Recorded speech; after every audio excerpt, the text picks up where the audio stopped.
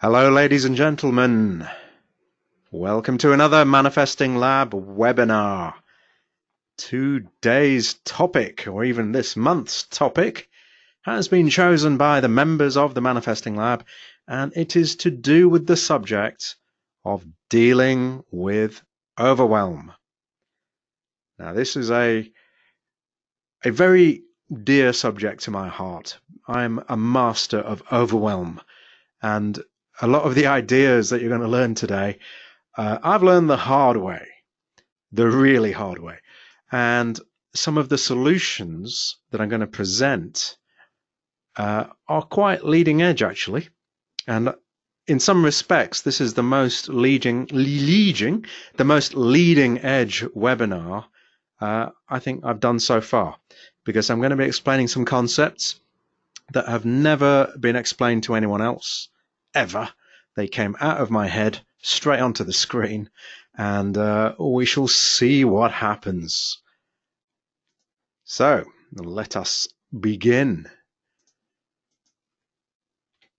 In this webinar, what you are going to learn, first of all, you're going to learn how to deal with overwhelm, obviously. But it's not quite as simple as that, because I could just tell you to do this and that, but I want to take things a little further. I want to give you the building blocks for you to construct your own anti-overwhelm system in your life. I am going to show you my best so far time-based system for dealing with overwhelm towards the end of the webinar. I shall give you a live demonstration of all of that. But on the way to that, I want to help you come up with your own solution as well, because my solution works for me and my lifestyle. Yours might be slightly different, but at least if you understand how I constructed mine, it will help you construct your own, assuming you don't want to use the one I suggest to you. Also in this webinar, you are going to understand how I can currently have 903 active tasks on my current to-do list and still stay on top of everything and not sound like a crazy webinar person shouting into the microphone. Or maybe I do. Yes, I actually do currently have 903, or at least I did when I constructed this slide earlier today. Now, this is unusual for me. I don't normally have 903, but despite the fact I have 903, I'll show you how I'm still managing to stay afloat on top of it all. And the other thing you're going to learn in this webinar, amongst other things, is how to connect with infinite time. Infinite time. Yeah.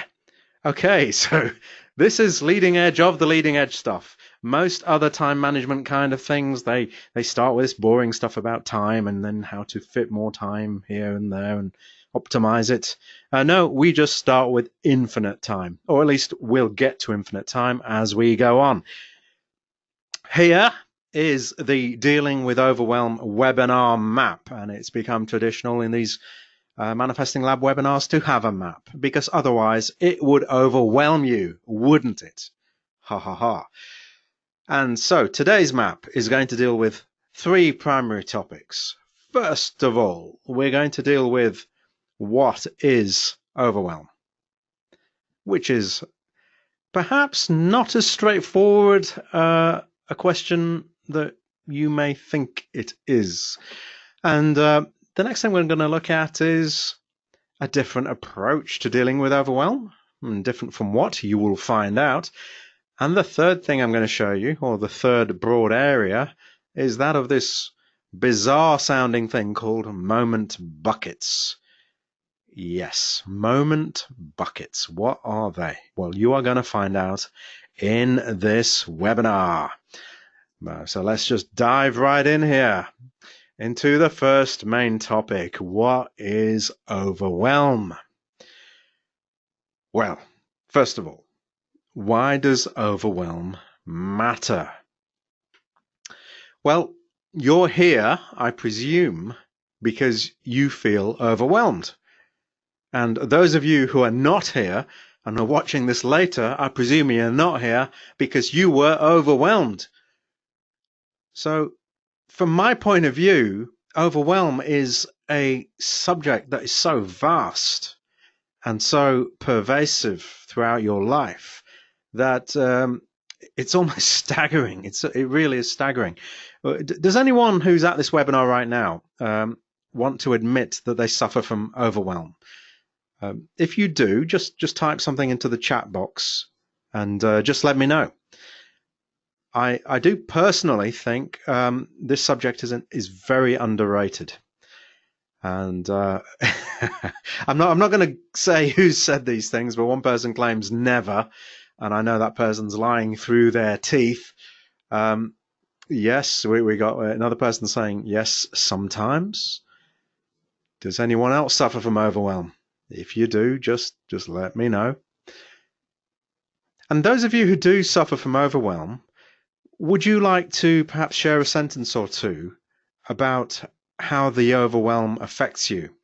Because this section of the webinar is to do with figuring out how overwhelm affects people, as well as what it actually is.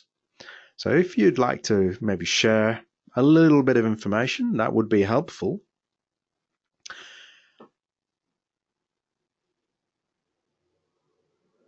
And yeah, we got one person saying they suffer from overwhelm sometimes, but then they try to drop everything and not bother doing anything. So that's kind of cold turkey overwhelm, I guess. You've got overwhelm and you're just going to do nothing whatsoever. And we've got another reply here. I freeze when I see my to-do list, and then I am procrastinating. Oh, yes. I have been down that road so many times. Yes, just too many things to do. And you just can't even, you just feel paralyzed. Yes, I know that feeling. But funnily enough, with my 903 active tasks, for some reason, I'm not paralyzed, and I shall explain why later. And we've got another answer here. It prevents me from having mental clarity and also knocks me down the vibrational scale. Yes, absolutely. Absolutely does. Overwhelm, as I'm about to explain in the next few minutes, it is staggering how much overwhelm is the core issue for so many people. And yet we've become almost used to feeling overwhelmed to the extent that we just accept that we're overwhelmed. And I'm going to show you today a different way of looking at things. So let's move on. Let's move on here and let's talk about the morning routine. Now, we are talking in this section about what is overwhelm. And I'm bringing up this subject of the morning routine. Now, why am I doing this? I thought this picture on the screen here was quite symbolic of the way people do their morning routines. So we have an individual, and I don't know if this is a real picture or not. I'd be surprised if it is, rather than a photoshopped, doctored picture. I suspect it probably is that, because I can't believe that this person is actually doing whatever they're doing here. There's some sort of yoga type thing on a cliff edge, but I think it's quite apt because that's the way many people that I've spoken to do their morning routines, on a cliff edge. So what they do is they get into the meditation that I've spoken about, get into the grid work, get into the vibrational work, maybe even a bit of vibrational nudging here and there. And they're feeling really great. You know, life is good, ready for the day. And the day begins, and there they go. Off the edge, off the cliff. Yes, it's a leap downwards. It's down to wherever destruction lies at the bottom of that cliff. That's what happens to most people during the day. if you can relate to that in any way, just type a number 1 into the chat box, just so I know that I'm not talking to people who have no idea what I'm talking about. Yes, we've got a load of number 1s there. Excellent. Yes, because this used to happen to me as well. And a lot of these ideas have come from me dragging myself up all the way back up here, all the way back up, and figuring out how to maintain that good feeling state throughout the day. So we'll assume that this line here represents somebody that has extended their cliff edge, so they're not falling off it. So you want to start off in a good feeling place in the morning, and ideally you want to keep that good feeling place feeling good. And that's kind of what we're going to talk about in this webinar as we discuss what overwhelm is. But before we do, let's just talk about another aspect of overwhelm that perhaps isn't really that clearly understood, but it's a really big deal. Overwhelm is resistance. When we discuss Abraham's emotional scale, which is what you can see on the screen here, so often we're talking about these kinds of emotions, boredom, pessimism, disappointment, whatever. I have rarely heard somebody discuss in detail this little monster just here, overwhelmment. It is there on the scale, but it doesn't get as much attention as perhaps it should. And what's interesting about overwhelmment, in my experience, is it overlays onto just about every emotion. So you can actually move up the emotional scale, and you can think you're feeling these positive emotions, but behind it all, there's overwhelm lurking there. And that's a bit weird, because you can climb up the scale and you can feel, say, positive expectation, optimism. You wouldn't necessarily be expecting to see pessimism waiting there for you, just behind optimism. But overwhelm is often lurking there. So overwhelm being resistance, a very pernicious resistance, one that infects all parts of your life, creates this vibrational drag. This drag on what you want to manifest. And like all resistance, it affects your manifestations. And it goes a little further even than affecting your manifestations. It actually brings up an attitude that is in many ways quite harmful. It's this attitude of time shortage consciousness. So overwhelm is almost self-perpetuating, because you can have overwhelm, and then overwhelm creates more overwhelm, because overwhelm deprives you of your ability to get out of overwhelm. Now, what I mean by that is that, let's say you're feeling a bit overwhelmed about your life. Most people, when they feel overwhelmed, try and fight the cause of the overwhelm, and they discard anything that isn't directly the cause of overwhelm. And that usually means is the first thing that gets thrown out is the idea of fun, relaxation, the idea of just feeling good for the sake of feeling good. I'm pretty sure when you felt overwhelmed, the last thing you're thinking about is taking a nice relaxing break. That's how tricky overwhelm is. So you tend to throw these things out of the window, and just in doing that, you now create more overwhelm, because those things were really the key to getting out of overwhelm.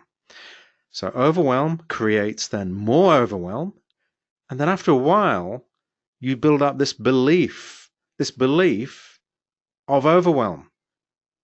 And this belief of overwhelm manifests itself as time shortage consciousness. So you start to feel more and more like you don't have enough time to do things. And again, I've been down this road many times myself. So I'm speaking as a reformed overwhelmer. Although to some extent I still like to jump off the overwhelm cliff. A bit less than I used to. But that's why I kind of feel like an authority on this subject, having been through just about everything we're going to talk about. So that's why we've spoken there a bit about why does overwhelm matter. Now, I'm going to come up with an interesting little section here on the causes of overwhelm. And the reason this is interesting is because what you think causes overwhelm is not what I think causes overwhelm. Because for most people, they think what causes overwhelm is having too much to do. And yet, I can tell you that's not the cause. You can have 903 active tasks and not feel overwhelmed. In fact, you can have a very clear head and not feel overwhelmed. And following on from that, people think long to-do lists cause overwhelm. And again, I'm going to say that's not the cause. You can have long to-do lists and feel absolutely great, or you can have long to-do lists and feel overwhelmed. So there's something else behind the overwhelm. Long to-do lists, in my experience and what I've noticed more and more, are becoming the curse of the modern age. And that's because most long to-do lists are now electronically based. So that's based in software or on your phone or in your web browser. And electronic to-do lists, they make it so easy to add things to a list.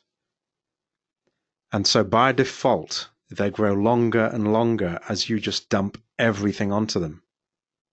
And so it almost takes an active decision to reduce the length of your to-do list. So it's true, certainly, that long to-do lists can cause overwhelm, but I'm going to show you how even with a long to-do list, you don't need to feel overwhelmed. So I'm promising quite a bit here. Promising quite a bit. Let's see if I can deliver on it.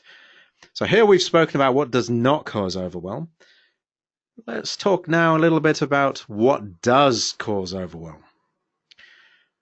Well, I spoke about this a little bit, or in fact quite a lot, in the webinar entitled The Power of Neutral. And I spoke about this idea of information overload, the attention-based society we now live in. Your attention has become a commodity, a tradable commodity. It's all about how many eyeballs can an advert get on it? How many clicks can somebody get to their website? Our attention is monitored so carefully now with such big amounts of processing and software and data that people have got very, very good at grabbing our attention. Almost you cannot go anywhere on the internet without one of these headlines popping up that just makes you want to click on that link and find out what is behind that. 6 ways to fly to the moon instantly tomorrow. That kind of thing. Now, these kinds of attention-grabbing things have been carefully tested, very, very carefully tested with huge amounts of data. And those data sets are based on people like you and me. So information overload has become so big now and such a well-honed sort of area. Grabbing attention has become a skill in itself. So that almost is one of the primary causes of overwhelm, but it's not the primary cause. Another of the primary causes is a head full of thoughts. Now, this is quite interesting. A lot of people seem to suffer from this, and having spoken to people privately and publicly in these webinars, a head full of thoughts. People find it hard to clear their minds. And there are even people who don't see a problem with having a head full of thoughts. Now, for those people who don't think it's a problem, I want to ask you something. Why do we have an emotional guidance system? Now, it's a rhetorical question. I'm not expecting you to give me an essay on why we have that. But the reason we have a emotional guidance system is because if you have a thought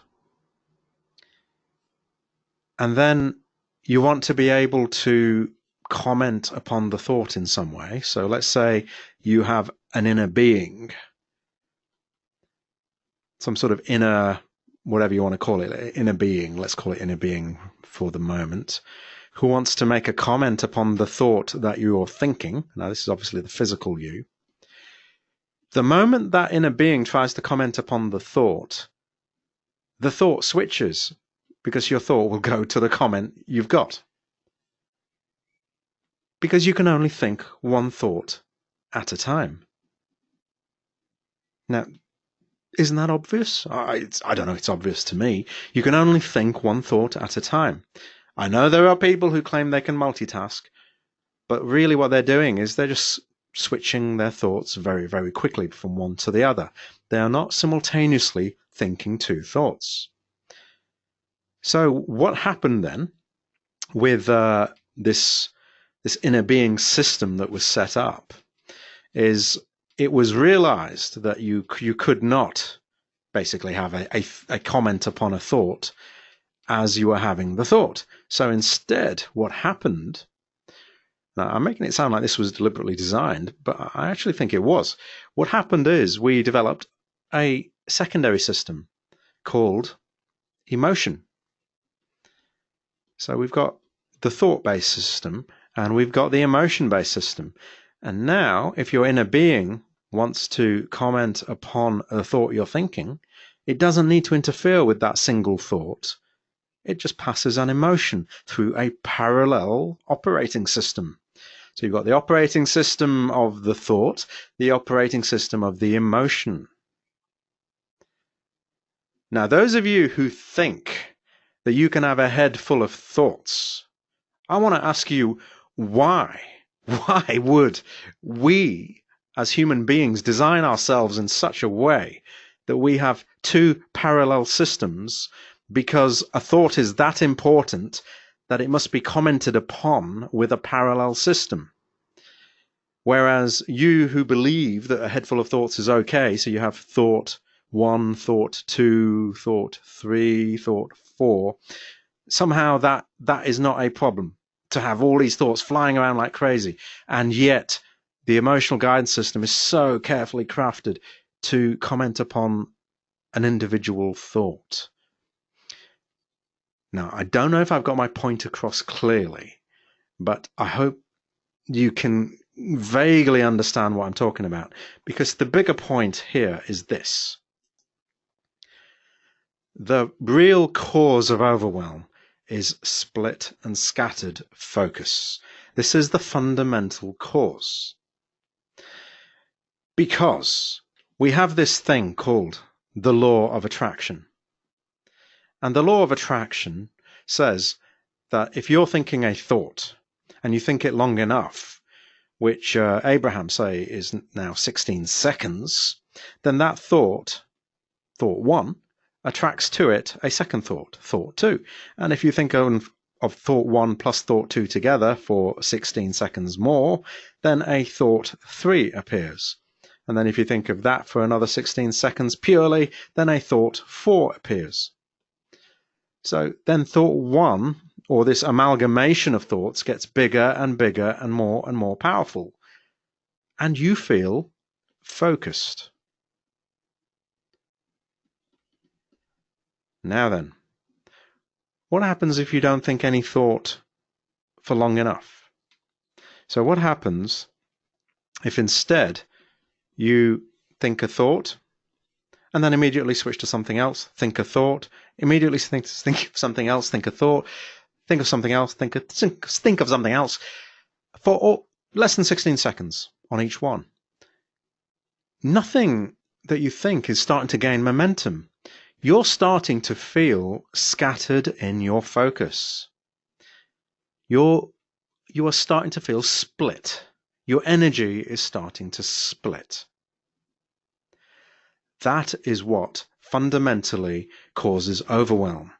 You're not giving your attention to anything for long enough that you can get a clear reading on it. You're starting to just feel scattered, jumping here and there, here and there. Now, later on in this webinar, I am going to show you how to do that, but do it in a way that isn't going to make you feel scattered.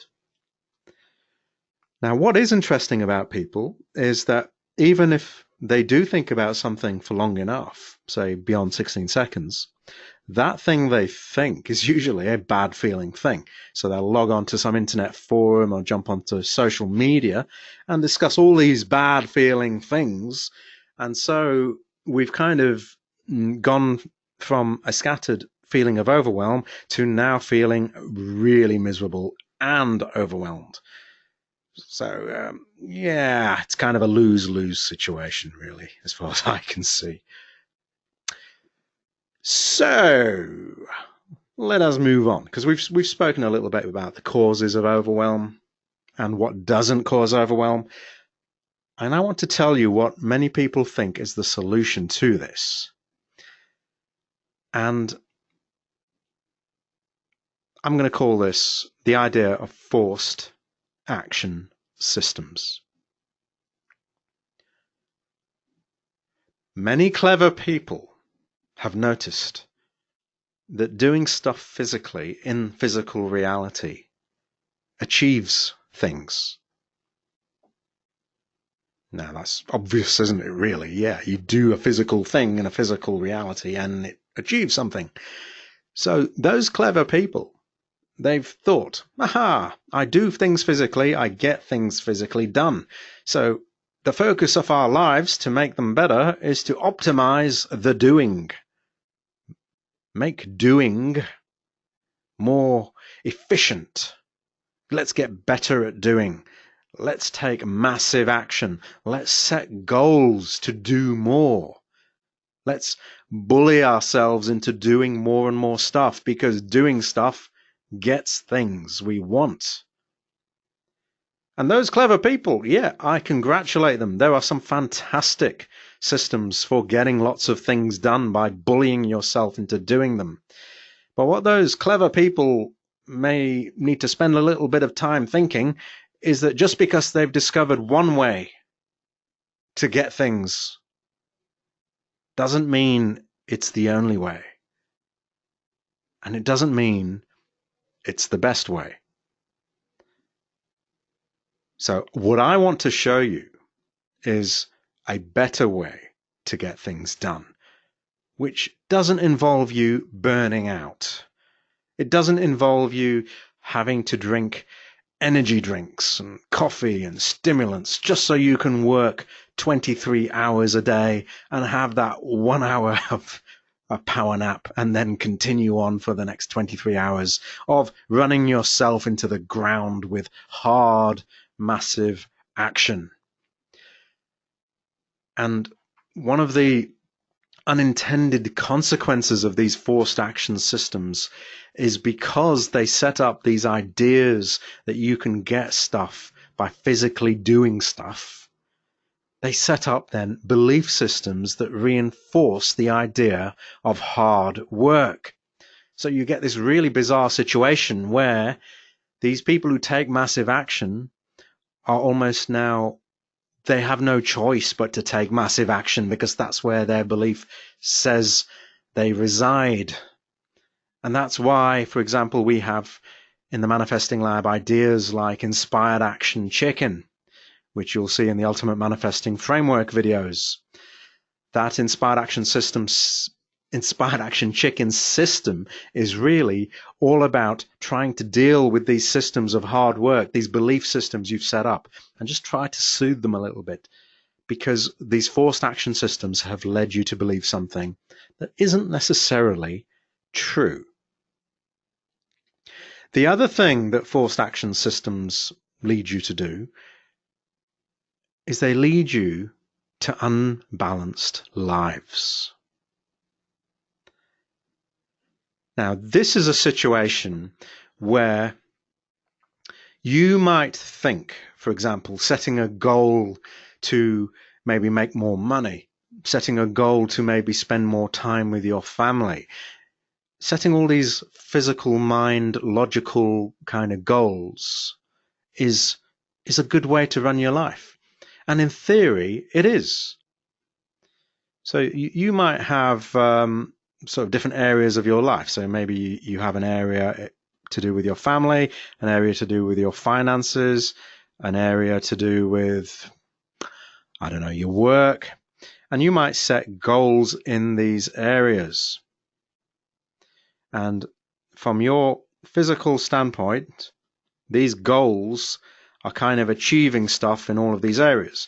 And this is a very common approach to forced action systems. The small problem with that is that your limited physical mind has a very small view of your life. There's a channeled entity called Bashar, and we will be talking about Bashar very shortly. But Bashar has this great little saying that what your physical mind conceives of as the ceiling, your broader inner mind thinks of as the floor. And that's because that broader perspective within you, the inner being, the higher self, whatever you want to call it, that has the overview of your life. You, as a physical being, are so involved in the physical nitty-gritty that you do not really see yourself from the outside. But your broader self does. So when you set all these goals, when you take massive action with these forced action systems, you're taking action with a blindfold on almost. You're thinking that this path that you're walking down blindfolded will lead somewhere good, but you don't know because you can't see. You don't get the higher picture. Your broader self does get the higher picture. And that's what I want to show you in this webinar, how to bring that broader self in. I want to show you that there is a better way. There is a better way that doesn't lead to overwhelm. I'm going to show you a different approach.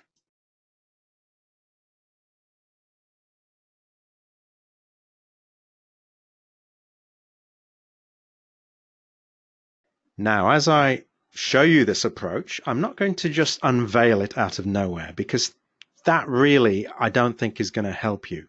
Instead, what I'm going to do is give you the building blocks to logically construct your own anti-overwhelm system. And as I said earlier, on part 3 of this webinar, I'm going to show you my system, or at least an approximation of my system. But by understanding these building blocks that I'm going to show you, you will be able to construct your own system if you prefer to. So let's look at what the components are of an anti-overwhelm system.